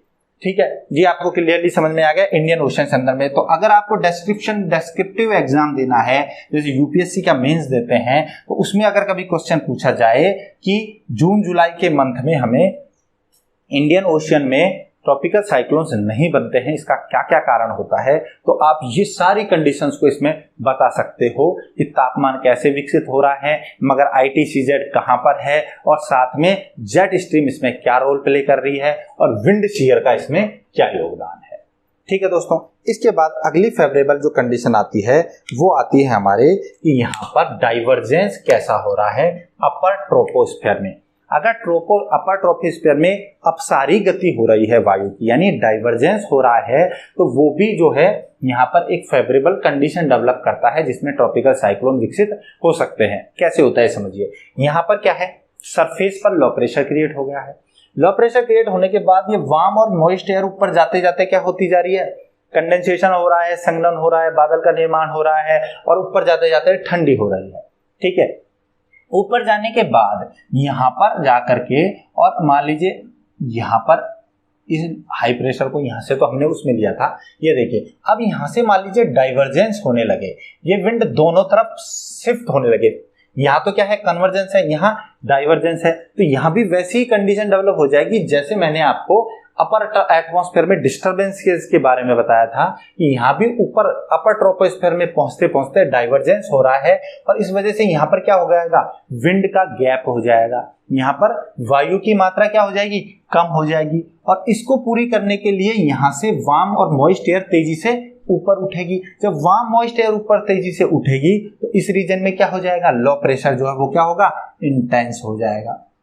क्यों होगा, क्योंकि इस गैप को भरने के लिए यहाँ एक नया गैप डेवलप हो गया, और इस गैप को भरने के लिए फिर साइड से ये जो कन्वर्जिंग एयर है वो लो प्रेशर की ओर चलने लगेगी, और ये जो डाइवर्जिंग एयर है ये ठंडी होकर के, भारी होकर के जो साइक्लोन की पेरिफेरी है, जो चक्रवात की परिधि का जो रीजन है उसमें नीचे भी बैठती है, और नीचे बैठने की वजह से यहाँ पर हाई प्रेशर सरफेस पर क्रिएट करती है, और ये फिर इधर लो प्रेशर जोन की ओर कन्वर्ज करती है। यानी यहाँ जब डाइवर्जेंस होगा, अपर ट्रोपोस्फेयर में जब डाइवर्जेंस होगा, तो अपर ट्रोपोस्फेयर का डाइवर्जेंस नीचे की एयर को अट्रैक्ट करेगा, और इस वजह से नीचे का लो प्रेशर इंटेंस हो जाएगा, और इंटेंस लो प्रेशर जो है वो ट्रॉपिकल साइक्लोन के डेवलपमेंट के लिए आदर्श दशा विकसित करेगा। ठीक है दोस्तों, तो ये सारे कारण होते हैं, मैंने सारे कारण बताए, और यहाँ आपको इसका पूरा मैंने समझाया कि क्यों चल रही होती है पौने ये सारे जो साइक्लोन है उसका का जो प्रॉपर्टीज है ये क्यों ऐसे विकसित हो रही होती हैं। ये हमने आपको ये सारे जो फॉर्मेशन के जो रीजन्स जो थे, जो फेवरेबल कंडीशंस थी, इसमें समझ लिया है। ठीक है दोस्तों, इसके बाद हम देखते हैं कि ट्रॉपिकल साइक्लोन की स्ट्रक्चर कैसी होती है, यानी ट्रॉपिकल साइक्लोन में हमें अलग अलग कौन कौन सी संरचनाएं देखने को मिलती हैं। देखिए, ट्रॉपिकल साइक्लोन जो है इसमें सबसे पहला जो हम देखेंगे वो होती है द आई, जिसे हिंदी में आंख या चक्षु कहते हैं। तो द आई रीजन की बात करते हैं। देखिए, जो आई रीजन है ये सबसे सेंट्रल पार्ट होता है, सबसे केंद्रीय भाग होता है ट्रॉपिकल साइक्लोन का, और ये जो आई रीजन है ये कौन सा पार्ट है, सेंट्रल पार्ट है बिल्कुल। और इसका जो देखें, अगर हम डायमीटर देखें तो वो लगभग 8 से लेकर के और 200 किलोमीटर के बीच इसका डायमीटर मिलता है। मगर दोस्तों ये जो है वो नॉर्मली 30 से 60 किलोमीटर के डायमीटर में ही नॉर्मली ये पाई जाती है। सामान्यतः देखें तो ज्यादातर 30 से 60 किलोमीटर का डायमीटर ही आई रीजन का होता है, और ये सबसे सेंट्रल पार्ट होता है, साइक्लोन के बिल्कुल केंद्र का भाग होता है। अब यहाँ पर अगर हम ताप दाब की दशाओं की बात करें तो यहाँ पर जो टेम्परेचर जो होता है वो मैक्सिमम होता है। पूरे साइक्लोन में सबसे ज्यादा तापमान जो है वो आपको आई रीजन में देखने को मिलेगा। इसके अलावा यहाँ पर जो प्रेशर होता है वो सबसे कम होता है, लोवेस्ट होता है। सबसे कम प्रेशर जो है वो साइक्लोन में हमें आई रीजन में ही देखने को मिलता है। इसके अलावा यहाँ पर अगर हम देखें तो जो रिलेटिव ह्यूमिडिटी है वो मैक्सिमम होती है। यहाँ पर रिलेटिव ह्यूमिडिटी जो है वो यहाँ पर पूरे साइक्लोन में मैक्सिमम दिखाई देती है, मगर इसके बावजूद भी यहाँ पर जो विंड है वो विंड जो है वो बहुत स्लो होती है। विंड स्पीड जो है यहाँ पर बहुत स्लो होती है, यानी यहाँ पर शांत दशाएं होती हैं। इसके अलावा यहाँ पर कोई भी जो है क्लाउडीनेस नहीं होती है, यहाँ पर कोई बादलों का निर्माण नहीं होता है और ना ही यहाँ पर प्रेसिपिटेशन होता है, वर्षण भी इस रीजन में नहीं होता है, यानी कि ये साइक्लोन का वर्षा रहित क्षेत्र होता है। अगर आपसे पूछा जाए कि साइक्लोन में जो ट्रॉपिकल साइक्लोन है इसमें वर्षा कहाँ नहीं होती है, तो आई रीजन के अंदर वर्षा नहीं होती है। अब ऐसा क्यों होता है, ये सब कंडीशन होते हुए भी ऐसा क्यों होता है, तो सबसे पहले इसके निर्माण को समझिए कि इसका फॉर्मेशन कैसे होता है आई रीजन का। देखिए, जब कोई भी वस्तु जो है ये ऐसे जब घूमती है, ठीक है, तो मान लीजिए ये हमारा साइक्लोन है, इसमें ऐसे साइक्लोनिक मूवमेंट होती है, हमने देखा चक्रीय गति है, ठीक है, एंटी क्लॉकवाइज घूम रहा है, तो इसके घूमने की वजह से सेंटर की से जो है वो एक प्रेशर जो है वो बाहर की ओर लगता है, केंद्र से बाहर की ओर एक बल लगता है, इसे बोला जाता है सेंट्रीफ्यूगल फोर्स। ठीक है, सेंट्रीफ्यूगल फोर्स का मतलब होता है केंद्र अपसारी बल, केंद्र से बाहर की ओर लगता है, इस तरफ लग रहा है। और दूसरा जो बल लगता है वो लगता है केंद्र अभिसारी बल। ठीक है, मान लीजिए यहां पर ही इसी लाइन पर एक बल जो है वो केंद्र की ओर लग रहा है, ठीक है, इसे बोला जाता है सेंट्रीपिटल फोर्स। ठीक है, यानी केंद्र अपसारी बल। तो एक बल तो केंद्र की ओर लग रहा है, एक केंद्र से बाहर की लगता है। तो जो सेंट्रीफ्यूगल फोर्स है, जब ऐसे साइक्लोनिक मूवमेंट होती है, एयर जो है वो ऐसे साइक्लोनिक मूवमेंट में कोलियस बल के प्रभाव में घूमने लगती है, तो इसकी वजह से जो केंद्र अपसारी बल लग रहा है वो यहां से एयर को बाहर की ओर डिफ्लेक्ट कर देता है, बाहर की ओर निकाल देता है। इस वजह से आई रीजन में जो है एयर नहीं पाई जाती है। ठीक है, मगर ये यहां से बाहर जब जाएगा तो जिस क्षेत्र में, जिस लंबाई पे, जिस चौड़ाई पे जाकर के ये जो सेंट्रीफ्यूगल फोर्स है ये सेंट्रीपिटल फोर्स के इक्वल हो जाएगा, बराबर हो जाएगा, वहां पर आकर के एयर कलेक्ट होगी, वहीं से एयर राइज करेगी और इसके चारों तरफ जो है वो ऐसे एक वॉल बन जाती है, इसे बोला जाता है आई वॉल। ठीक है, तो आई रीजन में सेंट्रीफ्यूगल फोर्स की वजह से एयर नहीं पाई जाती है, इस वजह से यहाँ पर जो है हमें विंड जो है वो बहुत स्लो स्पीड में मिलेगी। और क्योंकि यहाँ पर क्या है, अब एयर ही नहीं है तो यहाँ पर एयर राइज करेगी ही नहीं, वार्म एयर राइज ही नहीं करेगी, तो वार्म एयर राइज नहीं करेगी तो यहाँ पर बादलों का निर्माण नहीं होगा और कोई वर्षा नहीं होती है। जबकि जो ये आई वॉल का रीजन है, इस आई वॉल रीजन से एयर जो है वो असेंड करती है। ठीक है दोस्तों, तो पहली बात तो हमने ये देखा कि जो आई रीजन है, ये आई रीजन में जो बिल्कुल सेंट्रल पार्ट है, इसमें टेम्परेचर और हाई है और प्रेशर जो है यहाँ पर वो सबसे लो है और बहुत अच्छी रिलेटिव ह्यूमिडिटी होते हुए भी यहाँ पर कोई बादल और वर्षा का निर्माण नहीं होता है। जो वार्म एयर है वो क्लाउड, ये जो आई रीजन है इसमें से अपवार्ड जो है राइज नहीं करती है। अब जब वार्म एयर ऊपर राइज नहीं कर रही है तो वार्म ऊपर जब राइज नहीं करेगी तो कोई भी कंडेंसेशन ही नहीं होगा, कंडेंसेशन नहीं होगा तो क्लाउड फॉर्मेशन नहीं होगा और कोई वर्षा नहीं होगी। दूसरी दशा यहाँ क्या होती है कि ये एयर जो ऊपर जो वॉल रीजन से, आई वॉल के रीजन से जो एयर ऊपर उठ रही है, जो ऐसे स्पाइरली जा रही है और ऐसे जो एयर राइज कर रही है, अनस्टेबल एयर, ये ऊपर जाने के बाद क्या करेगी, तो एयर ऊपर जाने के बाद क्या होगा, एडियाबैटिक लैप्स रेट से ठंडी हो रही है। एडियाबैटिक लैप्स रेट से ठंडी होने के बाद ये एक ऊंचाई पर जाकर के क्या हो जाएगी, इतनी ठंडी हो जाएगी, ये अपनी ह्यूमिडिटी पूरी लॉस कर चुकी होगी, बादलों का निर्माण कर चुकी होगी। मगर जब ये ऐसे होगी इसके बाद इसका कुछ भाग जो है वो तो मान लीजिए ये तो जो रेड में हमने देख रखा है ये कैसी है, रेड में जो है वो तो है वार्म एयर, ठीक है, और जो हम ब्लू में देख रहे हैं कैसी है, कोल्ड एयर। तो ऊपर जाने के बाद देखिए ये वार्म एयर स्पाइरली ऊपर गई, स्पाइरल मूवमेंट से, और ऊपर जाने के बाद एक कोल्ड हो गई, और कोल्ड होकर के कुछ तो जो है वो साइक्लोन जो है इसके बिल्कुल किनारों की ओर जाएगी, परिधि की ओर जाएगी, और कुछ एयर जो है वो इस आई रीजन में डिसेंड करती है। अब ये कैसी एयर है, जब डिसेंड करती हुई एयर है जो कैसी हो गई है, ऊपर जाकर के कैसी हो गई है, कोल्ड हो गई है, और कोल्ड होने के साथ साथ कैसी हो गई है, ये भारी हो गई है, हैवी हो गई है, डेंस हो गई है। ठीक है, अब ये कोल्ड एयर जब नीचे उतरेगी तो जिस एडियाबैटिक लैप्स रेट से ये ठंडी हुई थी उसी एडियाबैटिक रेट से ये वापस गर्म होने लगेगी। ठीक है, तो ये कोल्ड एयर नीचे आते आते गर्म होगी, ड्राई है, और साथ साथ इसमें कंप्रेशन भी होता है। क्या होता है, इसका संपीड़न होता है और इस वजह से आई रीजन में इस उतरती हुई वार्म एयर और कंप्रेस्ड एयर की वजह से जो यहाँ पर हमें लो प्रेशर मिल रहा था, ये लो प्रेशर और ज्यादा इंटेंस होता है और साइक्लोन जो है वो अच्छे से और डेवलप होता है।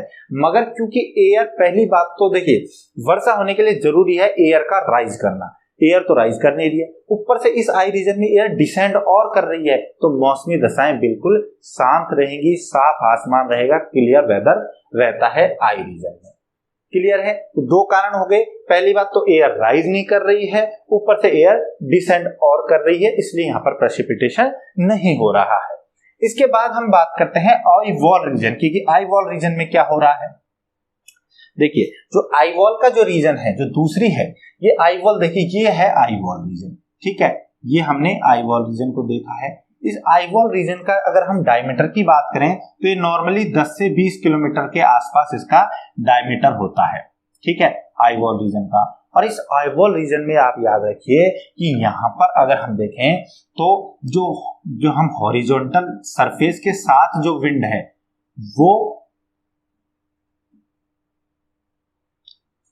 उसकी स्पीड जो है वो मैक्सिमम होती है यहाँ पर, समझ गया। जो धरातल के साथ इधर से एयर आके जो कन्वर्ज कर रही है यहाँ पर वार्म एयर, ये वार्म एयर कन्वर्ज जो करती है, ये हॉरिजॉन्टली जो विंड आ रही है उसकी वॉल रीजन में हाईएस्ट स्पीड होती है। दूसरा जो वर्टिकल जो एयर है, वर्टिकल एयर जो है उसकी वो भी यहाँ पर जो है इंस्टेबल होती है, मैक्सिमम इंस्टेबिलिटी होती है। ये वार्म एयर जो है वो सबसे तेज गति से वायलेंटली यहीं से ही ऊपर उठती है, ये याद रखिए। सबसे ज्यादा भयानक रूप से, तीव्रता के रूप में सबसे ज्यादा इंटेंसिटी से अगर कोई एयर ऊपर उठती है, वार्म एयर, तो ये आई वॉल रीजन में ही उठती है। इसके अलावा यहाँ पर जो क्लाउडीनेस है वो भी मैक्सिमम होगी। क्लाउडीनेस मैक्सिमम क्यों होगी? बादल सबसे ज्यादा यहाँ पर क्यों बनते हैं? यहाँ बादल इसलिए बनते हैं क्योंकि वार्म एयर बहुत ज्यादा अनस्टेबल है और साथ में इस वार्म एयर की वायलेंट ऊपर की ओर गति की वजह से जब ये धीरे धीरे कंडेंसेशन होना स्टार्ट होगा तो यहाँ सरफेस के पास से, क्योंकि इसमें ह्यूमिडिटी बहुत ज्यादा है, तो सरफेस के बहुत पास से ही बादलों का निर्माण होने लगेगा और बहुत ऊंचाई तक निर्माण होगा और यहाँ पर बनते हैं दोस्तों क्यूमुलोनिम्बस क्लाउड। कौन से क्लाउड बनते हैं? क्यूमुलोनिम्बस क्लाउड, कपासी वर्षा बादल बनते हैं। और कपासी वर्षा बादल कैसे होते हैं? कपासी वर्षा बादल होते हैं जिनका वर्टिकल एक्सटेंशन बहुत ज्यादा होता है, धरातल के पास से बहुत ऊंचाई तक बनते हैं और इसी वजह से यहाँ पर दोस्तों बहुत हैवी रेनफॉल होता है। अगर वर्षा की बात करें तो यहाँ सबसे ज्यादा होती है। इसके अलावा इसी रीजन में हमें यहाँ पर थंडरस्टॉर्म्स भी देखने को मिलते हैं। एयर जितना ऊपर तक जाएगी थंडरस्टॉर्म उतने ज्यादा होंगे।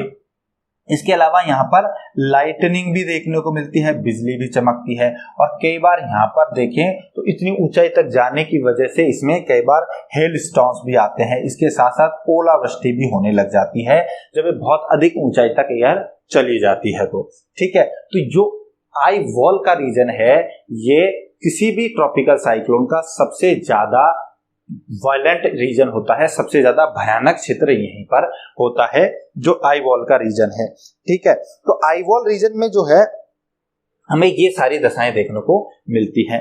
इसके बाद जो तीसरी यहाँ पर जो हमारी जो स्ट्रक्चर देखने को मिलती हैं वो होती हैं स्पाइरल बैंड्स, ठीक है।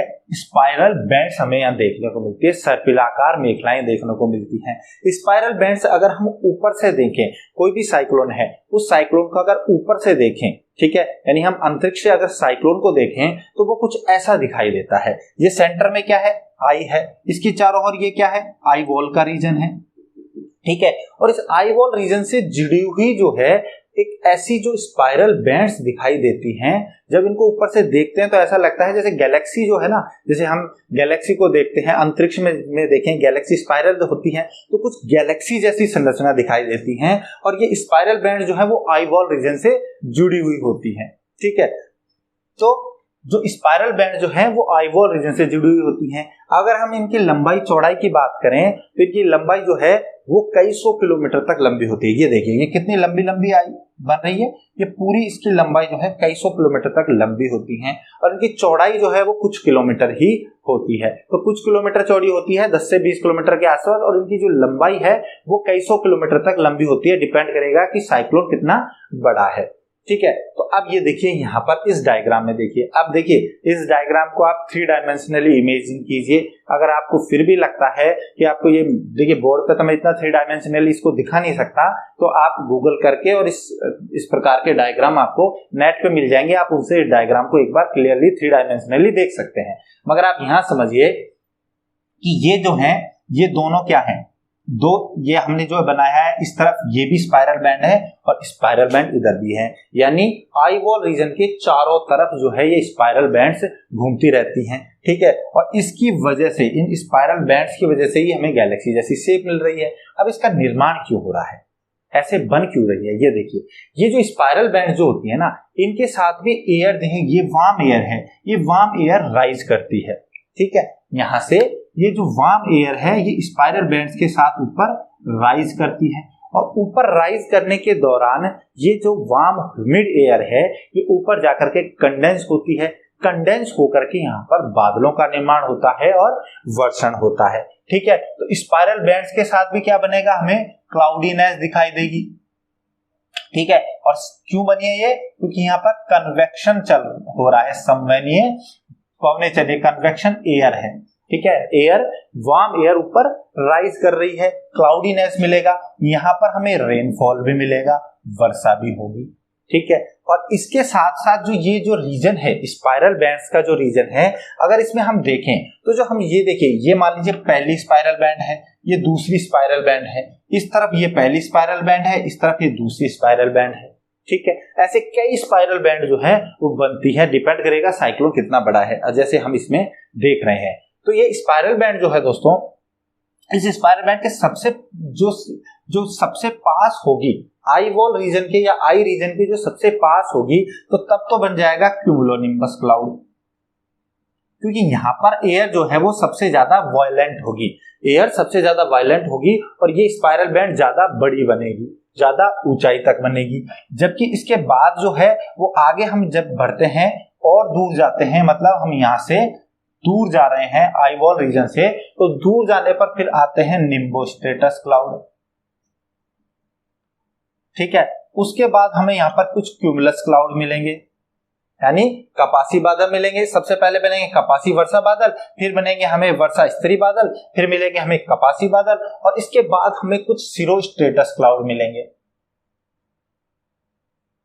सिरोस्ट्रेटस क्लाउड मिलेंगे, यानी कि हमें यहाँ पर कुछ जो है स्तरी बादल भी मिलेंगे, हमें जो हमारे पक्षाभ स्तरी बादल हैं वो मिलेंगे। और इसके बाद आगे बढ़ते बढ़ते हमें यहाँ पर जो क्लाउड्स हैं उनकी मात्रा कम होती जाएगी। ठीक है, तो यहाँ पर अगर सीरियल देखें तो ऐसे बनेंगे, क्योंकि ये जो बेल्ट है हमारी, जो ये बैंड है स्पाइरल बैंड जो है, इन स्पाइरल बैंड की क्या है, आगे जाते जाते साइज छोटी होती जाएगी और ये ज्यादा ऊंचाई तक एयर जो है वो राइज नहीं कर पाएगी। ठीक है, अब स्पाइरल बैंड जो है ये हमारी, इनको इसी वजह से, क्योंकि यहाँ पर वर्षा हो रही है, इस वजह से इनको रेन बैंड्स भी कहते हैं।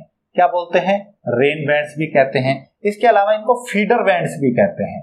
फीडर बैंड्स क्यों कहते हैं, क्योंकि ये एक तरीके से फीडिंग का काम कर रही है, साइक्लोन के लिए जलवाष्प उपलब्ध करा रही है, latent heat of condensation available करा रही है, इसलिए इनको फीडर बैंड्स भी कहते हैं, फीड कर रही है ये साइक्लोन को। ठीक है, अब ये जो स्पाइरल बैंड्स हैं दोस्तों, इन स्पाइरल बैंड्स में देखिए, यहां से जब स्पाइरल बैंड दूर जाते जाते हैं तो इस स्पाइरल बैंड की जो साइज है वो छोटी होती जाएगी और वर्षा की मात्रा में भी धीरे धीरे कमी आती जाएगी। ठीक है, अब इन स्पाइरल बैंड्स के बीच में जो है, आप यहाँ देखिए, ये स्पाइरल बैंड है, इन स्पाइरल बैंड्स के बीच में यहाँ पे गैप पाया जाएगा, जैसे यहाँ है, इनके बीच में गैप है, स्पाइरल बैंड के बीच में यहाँ गैप है। इसी तरीके से देखिए ये गैप है स्पाइरल बैंड के बीच में, तो इनके बीच में जो गैप है ये लगभग 50 से 80 किलोमीटर लंबा एक इतना इसमें गैप पाया जाता है। स्पाइरल बैंड के, दो स्पाइरल बैंड के बीच में 50 से 80 किलोमीटर का एक गैप पाया जाता है। ये गैप क्यों बन रहा है, इसका क्या कारण है, देखिए यहां से ये वार्म एयर राइज की, ये वार्म एयर ऊपर जाकर के ठंडी हुई, ठंडी होकर के जैसे यहाँ पर डिसेंड कर रही थी, वैसे ही ये एयर जो हमने ग्रीन में देखी है, सॉरी ब्लू में जो हम देख रहे हैं, ब्लू में जो है ये एयर नीचे डिसेंड कर रही है। इस तरफ से वार्म एयर राइज हुई, यहां जाकर के ठंडी हो गई, ठंडी एयर को हमने ब्लू में देख रखा है और ये नीचे डिसेंड करती है और इस वजह से ये जो क्षेत्र है ये वर्षा रहित क्षेत्र होता है। दो जो रेन बैंड्स हैं उनके बीच का जो 50 से 80 किलोमीटर का क्षेत्र है जहां एयर डिसेंड कर रही है, नीचे आ रही है, वर्षा रहित क्षेत्र होता है, यहाँ वर्षा नहीं होती है। क्लाउड फॉर्मेशन इस रीजन में हमें नहीं देखने को मिलता है। ठीक है, इसके बाद हम बात करते हैं कि इस अब अगली हमारी कौन सी संरचना आती है। अगली हमारी इसके बाद संरचना आती है एन्युलर बेल्ट्स। ठीक है, रेन बेल्ट्स के बाद आती है एन्युलर बेल्ट्स। अब यहाँ एक चीज और याद रखिए आप, ये जो ऊपर हमने जो इतना बड़ा जो संरचना देखी है, ये पूरा जो देखा है, ठीक है, ये पूरा रीजन जो है इसमें ऊपर हाई क्लाउड्स बने होते हैं। ठीक है, ओवरकास्ट बोलते हैं इसको, साइक्लोन का ओवरकास्ट बोलते हैं, या इसको हम छत्रक भी कह सकते हैं।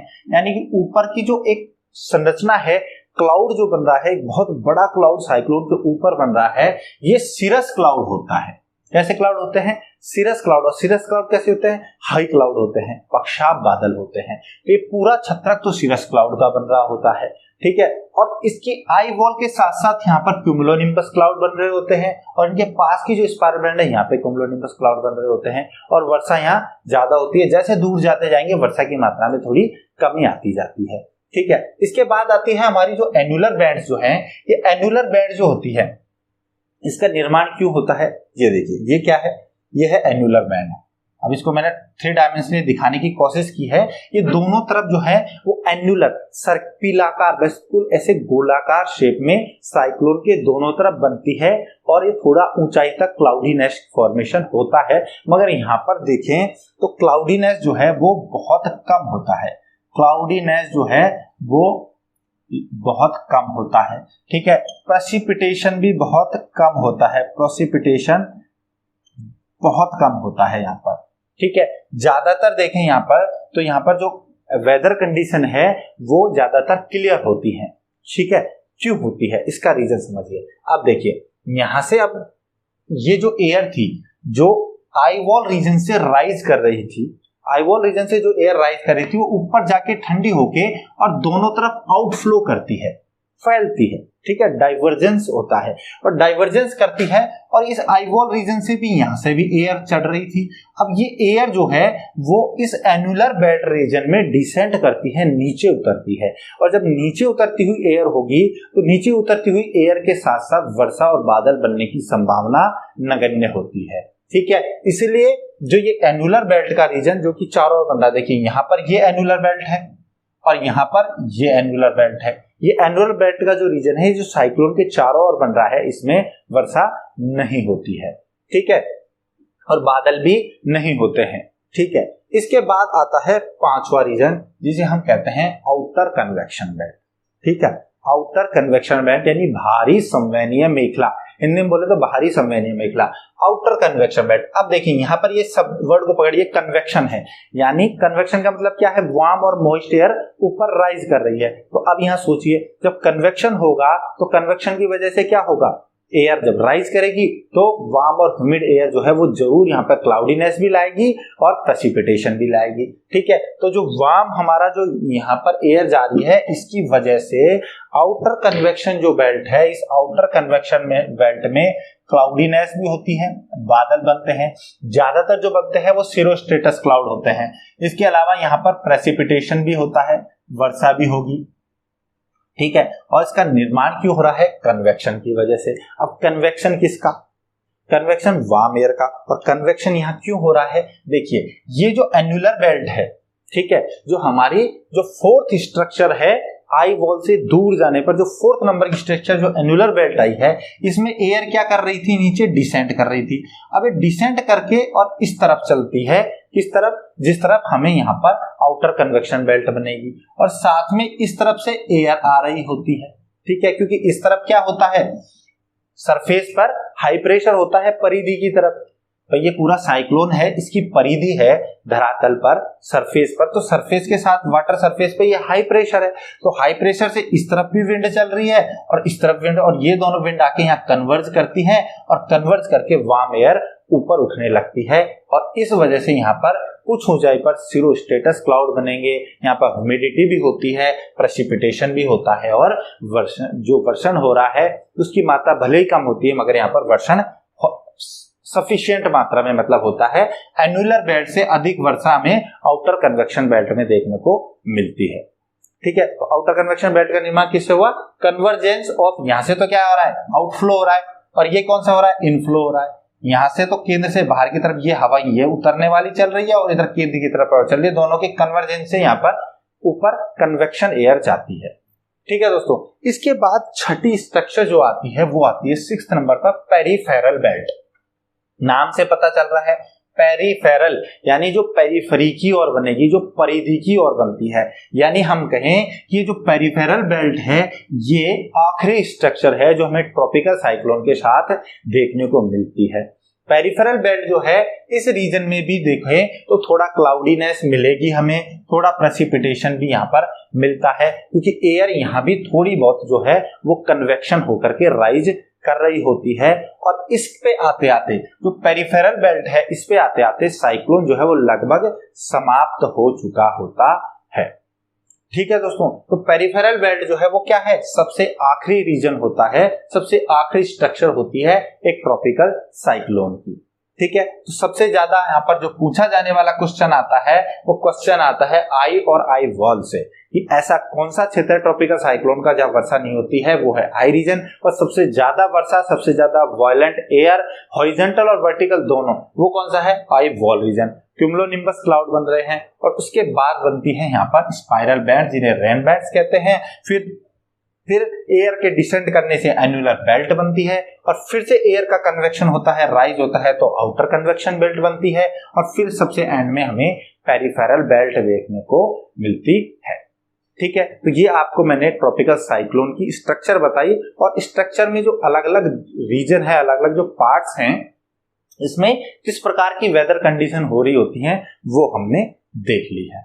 ठीक है दोस्तों, तो ये हो गया हमारा ट्रॉपिकल साइक्लोन की, मैंने आपको ट्रॉपिकल साइक्लोन क्या होता है ये बताया। ट्रॉपिकल साइक्लोन की हमने प्रॉपर्टीज को देखा और प्रॉपर्टीज को मैंने अच्छे से आपको ओरिजिन के साथ, ट्रॉपिकल साइक्लोन के फॉर्मेशन की कंडीशंस के साथ में क्लियरली बता दिया। और फेवरेबल कंडीशंस क्या क्या होती हैं, क्यों क्यों ट्रॉपिकल साइक्लोन डेवलप हो सकता है, वो सारे रीजन दिए और इसकी स्ट्रक्चर को हमने ट्रॉपिकल साइक्लोन की को देख लिया है जिसमें क्या क्या वेदर कंडीशंस हो रही होती है।